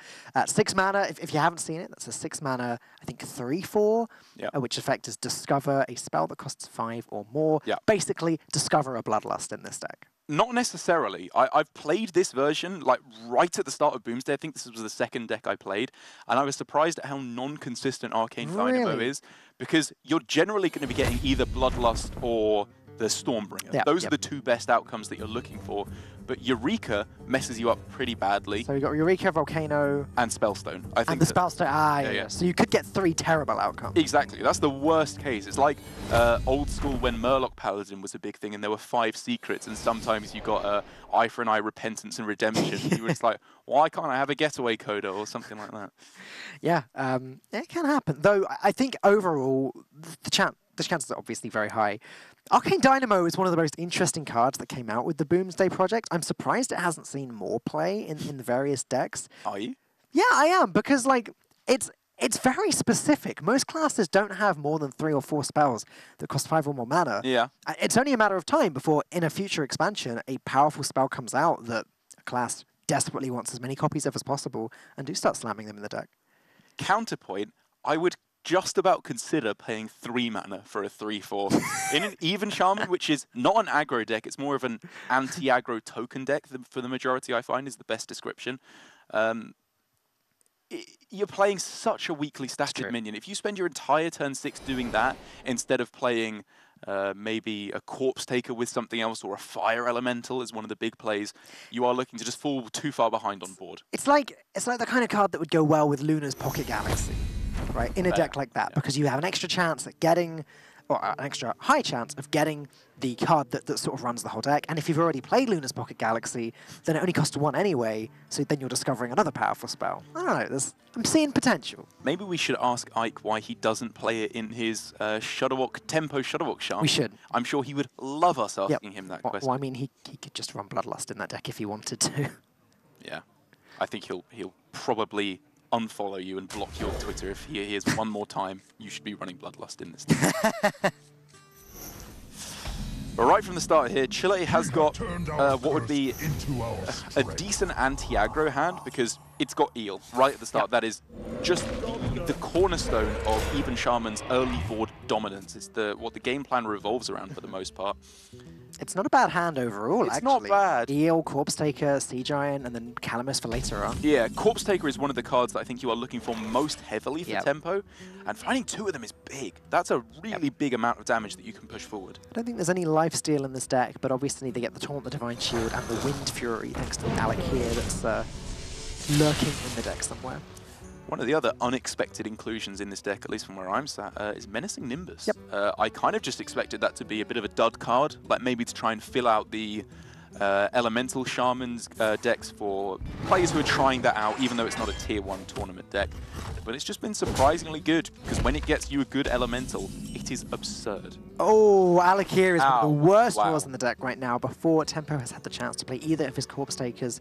There are no other Wind Fury minions in the deck, and of course Corpse Taker requires you to have a Wind Fury minion in the deck in order to itself grant Wind Fury. So it will still have Divine Shield because of the Argent Commander, and it will still have Taunt because of the Chain Gangs. Which is still okay. That's fine. 4 mana 3/3 Divine Shield Taunt. But the Wind Fury with Flame Tongue Totem, ooh. Yeah, enjoy your Silver Moon Guardian, noob. What to do? Whew. Even showing already the respect for Plague. That's incredible. As this is not a version that runs Mossy Horror, I have very sparingly seen that in Even Shaman. I have seen it before. Obviously, you chuckle a little bit because Destroys your own 6 minions. mana, destroy your own board. Brilliant, well done. But if it allows you to connect face with a Sea Giant, that might be good enough. Like, it's fine against Druid, I think. But yeah, I mean, just playing nothing that turn does go That to show hurts. how afraid he is of that Plague. I imagine Chile will slam Corpse Taker as quickly as possible before he draws all of his Divine Shield minions. No acidic swamp moves available for Chile, so this Twig, once it's allowed to get down to all the charges, will be activating, which we can clearly see will be absurd. When you have a UI in hand, it will be getting the job done. Direwolf Alpha drawn for Tempo though, that's something. It'd be much better if there was Wind Fury available, but yes. even just buffing these 2 minions with 1 extra attack. Helps to alleviate the damage that Plague is mitigating. Yeah.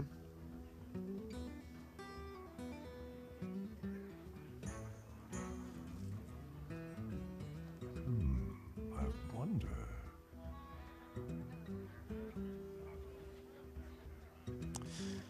So trying to look at what the options are for Neves to deal with this Corpse Taker, he can clearly see that there is no Wind Fury on it, so as Wow. information that the Alakir is there.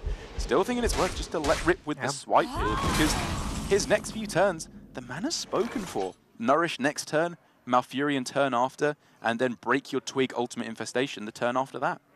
I mean, honestly, the lack of the Wind Fury there just didn't matter. If Brazil are going to go ahead and use a swipe immediately anyway, then that's fine.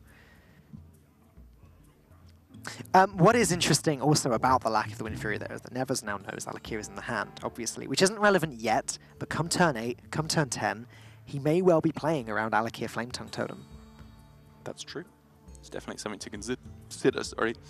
As this deck is always such a showcase of how absurdly strong Flame Tongue Totem is. Like, it will very often come down as just 2 mana, and it works effectively as a 4/3 charger, because you're just pushing that altar face, especially if you have a large board of minions and you can kind of push them down the row to get buffs on every single minion. Especially if a Plague comes down, this will be insane. Why do you think Tempo decided to hero power that turn? He's decided to stop respecting the Spreading Plague.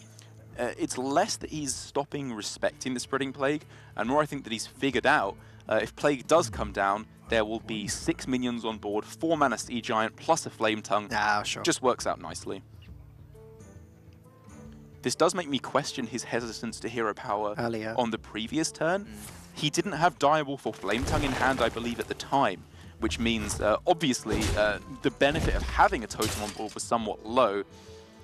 But, I don't know, maybe an early Sea Giant, if he was expecting a Plague, was still the way to go. There's a very wide play available for Tempo if you wanted to now. Again, it would be playing completely into Spreading Plague. But Knife Juggler, Flame Tongue Direwolf, and then Sea Giant for 0 mana next turn is looking good. Yeah. And if there isn't Spreading Plague, Tempo pretty much just wins off the back of that. You do want to do that on turn 7, I think, because that sets up for Alakir next turn on a potentially surviving Flame Tongue, which would then easily clear up 2 of the Scarabs, and also buffing up a couple of your other minions in the meanwhile.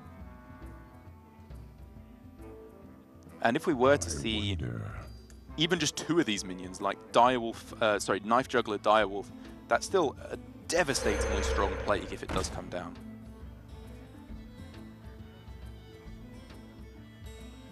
There is This is a lot of damage. 10, maybe 12 coming down if the direwolf were to be played. And Neves, while is obviously threatening a potential for spreading plague, we can clearly see he does not have. Yeah. This is looking like a very fast game. Brazil can gain some armor. Oh, they got a real nice play this turn. Brazil can play an Ironwood Golem. Brazil can Spellstone away a Corpse Taker. Yeah, it's good. They can survive for a little bit longer. They are desperately searching for a spreading plague at this point. Yeah. I wonder if they would even Spellstone the Flame Tongue, because if they leave that up, that Golem is just chewed through. And again, they do know Alakir is in the hand, so in 2 turns that will become an issue. Yeah.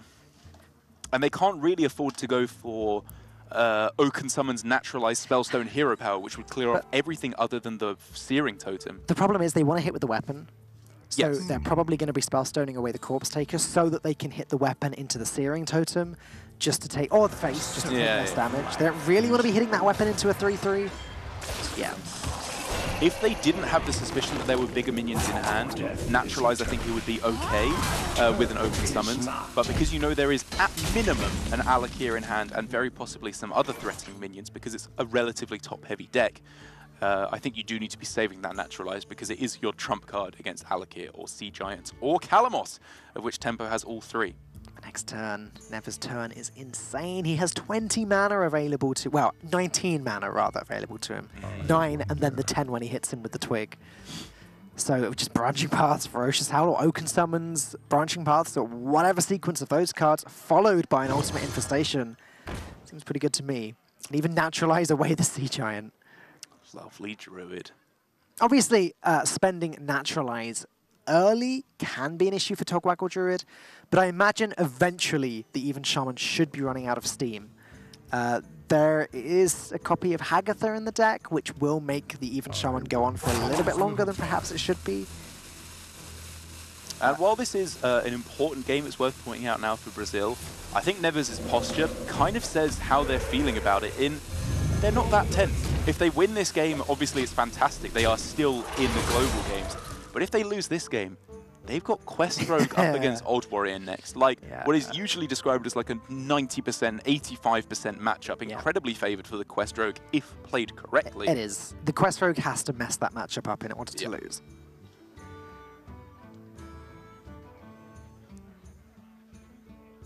My thoughts are plain. But now there is clearly the potential for a lot of nonsense to occur on this turn with Naturalize, Oaken Summons, Ironwood Golem, Break the Twig, Ultimate Infestation.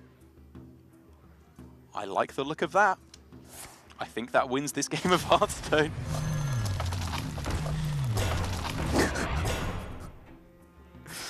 Oh boy. You know when Kobolds and Catacombs came out, Twig was, I believe, the free legendary weapon that I got, that everyone got at the start of Kobolds. I really nearly just dusted it right away because it wasn't played. It was bad for a long time. No one was playing it. And then it was insane. And still is. Look at this. I mean, the reason Twig is insane now is because of the addition of Dream Petal Florist. It means that any combination you wanted to do with Twig, you still have a way of doing if the Twig gets destroyed. I think I disagree. I'm not sure if that is what makes it good, because it was played before Boom's. Oh, it was, wasn't it? Briefly with Malagos. Malagos Druid, yeah. Yeah. I think it's just good. Like, if you're doing... it's because Malagos Druid didn't really exist because it was previously just Taunt Druid. Correction. Okay. A correction to what I just said, I mean. I think the reason that Twig sees play now in Togwaggle Druid, or the reason Togwaggle Druid gets played full stop, is because it now doesn't just have one win condition. Togwaggle Druid before, the only way you could go off was, well, if your opponent's silly and leaves a lot of cards in the hand for you to naturalize and then swap decks, or if the Twig goes off. But if you're against a good opponent who didn't make that mistake, and if they had weapon removal, you just couldn't win that matchup. With Florist, there's always a way. That I will agree with. Malagos Druid, it turns out, is just strong because of all of the little bits and pieces doing their thing. Chile still giving it all they've got. They have Hagatha, they have Kalamos, they have all the top end of the deck that they are looking for to maybe wrestle their way back into this game. But, man, Never's just going to start doing Druid things now. He is, but those Druid things aren't that exciting this turn, apart from the fact he's gaining a lot of armor. What, you double draw this turn? Yeah. With Ferocious Howl? My thoughts are plagued. I guess at the end of the day, the Druid things don't have to be that exciting. All they have to do is survive and bulk up the armor. Maybe we even see Plague, Tyrant, Branching Paths for double attack. It's a lot of damage you're pushing forward. Or even one attack, one draw. One attack, one armor. Like, it seems insane to be using Spreading Plague against even Shaman, one of the widest token-based decks in the game. But it's what they're going for here, just because they realize, how does even Shaman do with this? They can't play Mind Control deck, obviously, it's an odd card. Hagatha does not kill this. Is not. I'm just going to start drawing the cards. There's Azalina, so now Brazil are free to play Dream Petal Florist as soon as they want to, given a guaranteed buff on the Azalina, or cost reduction rather. Now Kalimos doesn't quite do enough here. It deals with the Ironwood Golem, but leaves everything else alive, assuming the 3 damage AoE. Yeah, I think Kalimos into Hagatha is the out here for tempo, for the moment at least. Not to win the game, but to pull themselves back. Is there any, what if he Hagathas this turn and goes Knife Juggler Primal Fin next turn, Menace and Nimbus? He'll be adding several spells to his hand, getting those knives. It doesn't guarantee the board clear though. Yeah, I think I just prefer the Kalimos on this turn, then Hagatha 2-drop next turn. Yeah, I think I agree. A spell and a minion.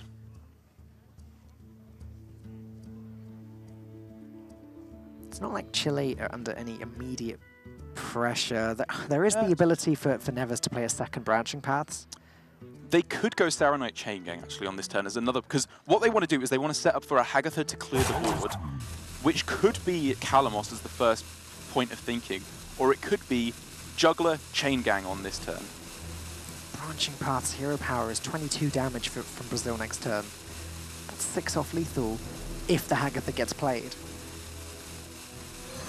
Wow. This is not the play I was expecting. I think that's the issue, is that like without Hagatha, if it was just Kalimos, Brazil would have been 1 off lethal with Branching Paths Hero Power. This would have been lethal now with the swipe. Branching Paths swipe Hero Power, if Kalimos was played that turn, was just lethal. So Tempo were playing around the second Branching Paths and a swipe. 11, 13, 19. Yeah, not quite lethal. Very close. Now it's not, yeah. Very, very close. 11, 13, 6, 19, 22. I think it was 26. So yeah. So yeah, very close. But just doing what it does best here is Brazil, and now, because there was no Elemental played last turn, this is all they got. They just have to rely on the Juggles and rely on the Hagatha. Okay, Crushing Hands is a good start. Chile may want to go ahead and play that immediately on Dream Petal Florist so that none of these knives get wasted on the 4/4.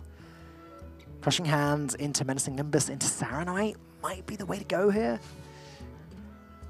That's very optimistic indeed. But they get 3 knives, so the Arcane Tyrant usually dies.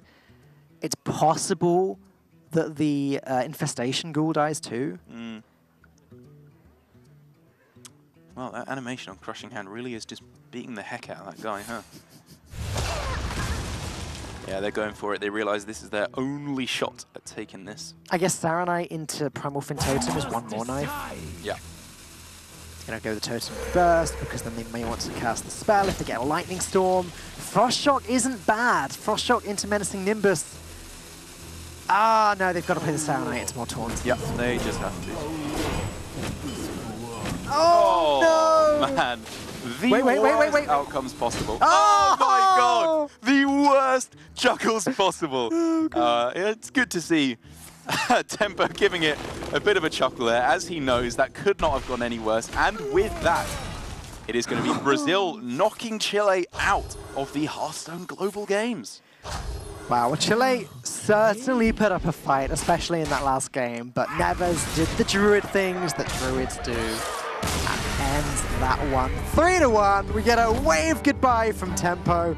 Brazil have made it to the decider round. They will be having a rematch against Portugal, who beat them last week. Winner of that series goes to BlizzCon. Loser of that series will be joining Chile and going home. And while Chile's final turn there obviously could not have gone any worse with the juggler random knives being thrown around, I still am somewhat confused as to what their game plan was in the last couple turns. You know, we realized if they had gone for the Calamos, they might have just died anyway. Yeah. But why not set for a Hagatha clear next turn? Go for the Saronite stuff this turn and just hope that you get a little bit lucky. You're going to have to get lucky in some capacity. Maybe the way they did it gave them a higher chance because they get random Hagatha spells, which could be a Volcano. A Lightning Storm would have done it, right? It was a complicated couple turns. Yeah. Let's take a look at the matchup one more time that we just watched this series. I think it's the first series of the day that hasn't gone 3-2. Wow. As Rays, Lucas, and Neves get the job done. Brazil back to doing what they've been doing best in the Hearthstone Global Games, and that is winning. Yeah. It's quite a story for them. I'm willing Brazil to make it to BlizzCon just because it would be such a shame for them to go undefeated in the Swiss and then get knocked out in the last hurdle before getting to BlizzCon. Yeah, and if they did win, would that give them the best record going into BlizzCon of 7-1? China, how many did they lose? Well, it has to be the joint best record minimum, right? Because every other team lost one game in the Swiss at least. So if they've only lost one in playoffs, then at worst, it's joint it's best. joint best. I think China might have also got that. Did they just lose one? Yeah, they will have lost one, yeah. Yeah. Either way, if they get through, they will have a mighty impressive record. And that was a pretty interesting series of Hearthstone. There were decisions I disagreed with on both sides, and I'd be very interested to hear Brazil's opinion on those plays. Well, we're going to hear Brazil's opinion. We're going to hear Lucas's opinion specifically as we have a chat with him, see how they are feeling. Now, Lucas, congratulations. That series was getting a little bit close at points there, but you are now one series away from getting to BlizzCon. How are the team doing at the moment? I'm guessing that he can't hear me. I kind of should have worked that out. Oh, yes. Can you hear us, Lucas? Yeah. Hey, there we go. Saved just in the nick of time. All right, we'll try again. Took the sound up and I forgot that. Well, congratulations. You're now one series away from going to BlizzCon. That series got a little bit close. How are the team doing? Well, on the first games, we were like very afraid of losing because we got 3-0 last week. So we kind of lost our confidence. But after this, like the first two games, we misplayed a lot, I think. If we rewatch the game, we will see a lot of mistakes. But after on the third game and the fourth, we were like the group that did 6-0 again, you know? Yeah, if it's not too painful, could you take us through your team's thought process of the Q-Block game up against the Token Druid? Because there was that one turn with the Void Lords where I get the feeling something went pretty wrong with how the cubes were being played out. Yes. That's the reason why I said the first game was kind of mess. Because it's too painful. Yeah, everyone wanted to do something different, and like at the last second, someone saw the best play. Everyone agreed, but like we couldn't do it in time. We were like, oh, we need to put those Void Orcs on the board while they have board to not lose to Plague Soul. Yeah. So we wanted to get rid of our towns and save our Defiles and Hellfire for the last Whispering Soul. But like, I don't think that was the best turn. That was a mistake, for sure. Well, it did get close, but once you'd won the Death Rattle Hunter versus Zoo Warlock game, I guess the team must have been feeling quite confident from that point on, given that even if you lost Hog Druid versus even Shaman, you had Quest Rogue versus Odd Warrior. Yeah, we were much confident after that. Like, we thought, like, oh, if we win this one, it's so good. Like, it's a 55 against Shaman, and it's an 85 against Warrior. So we were very, very, very confident. All right. So, Lucas, your next series, which I believe is going to be tomorrow, is a rematch. You guys versus Portugal one more time. Do you think this one's going to go differently? Of course, we can't get 3-0 again. We won't. Never. So we can drop like that. So Team Brazil, you have your sights set on BlizzCon? Easy. Easy. All right, we hope to see you there. Congratulations one more time to you and the team. We'll see you again tomorrow. Thanks, guys. See you. easy BlizzCon. Yeah, I did have something I wanted to ask Brazil there, but I wasn't sure if it was appropriate. And I believe both Brazil and Portugal have Benedictus priests in their lineups. No. And I was just saying, even though they cannot do this, please just somehow see the future and don't match up those two decks against each other. I mean, because I refuse to cast that. they could just ban it. They could just ban it. Just ban priest. I will beg them to ban priest. I don't know how good that is for their strategy. Probably but, not great. Of course, it was the series that last week had the Odd Warrior versus the Benedictus Priest, wasn't it? Anyways, let's take a look back at the first game of the series many moons ago, where I believe this is the strange play you were talking about. It was the cube where they ended up with 2 Void Lords, but that was it, and they left Topo Pablo with the capacity to deal with the Void Lords, which is where it got a little bit tight. Yeah, you can see Race's head in his hands there as he made that play. It just left him with too few Void Lords, no defensive capabilities, full stop, in terms of taunts that could be put forward, which led him to being 2 damage off dying with a pretty expertly played game, I would argue, on Chile's side, just falling short at the final hurdle. Then there was this Xerx's cloning gallery game, which honestly I don't think any of us have really truly learned how to play this deck just yet. We should go and get some coaching from Asmodai or Savitz. But eventually, there you go. There was the 40 damage Death Coil after the perfect Spellstone with no frogs in sight, no Lich Kings even from Chile. Then there was, I guess this was the upset of the series. It was the Death Rattle Hunter beating the Zoo Warlock, which shouldn't really have been the case. Yeah, it was a good hand for Brazil, it's worth pointing out. Even if Chile had gone with the different lines that we were talking about, I'm far from convinced that they would have won, because there was the Egg, there were Play Deads, there was Flanking Strike, everything that you want aside from Keleseth on turn 2 for Brazil to be able to win that game. However, I have my reservations about that game, that maybe we could have seen slightly more aggressive plays by Chile. The final game was the Even Shaman versus the Togwaggle Druid, and tempo did get somewhat close in those early turns with the Shaman, but unfortunately for him, the Druid did the Druid things, gained a lot of burst armor, had a 19 mana turn, including the Ultimate Infestation to finish up, and it was just too much for tempo to deal with. Yeah, a bit of a bad beat there for tempo at the end as he drew the Alec here just before he was going to play the Corpse Takers, missed all the juggles. But either way, I think we can both agree, when the Twig was broken, it was very, very slim chances that he got there either way. Let's take a look one more time at the group and see how it's finishing up. Spain winning the group, as we saw earlier today, but next up will be the decider match. Portugal versus Brazil to decide the second team to qualify in Group A will be happening tomorrow. And Derek, prediction time. Who is going to win that game?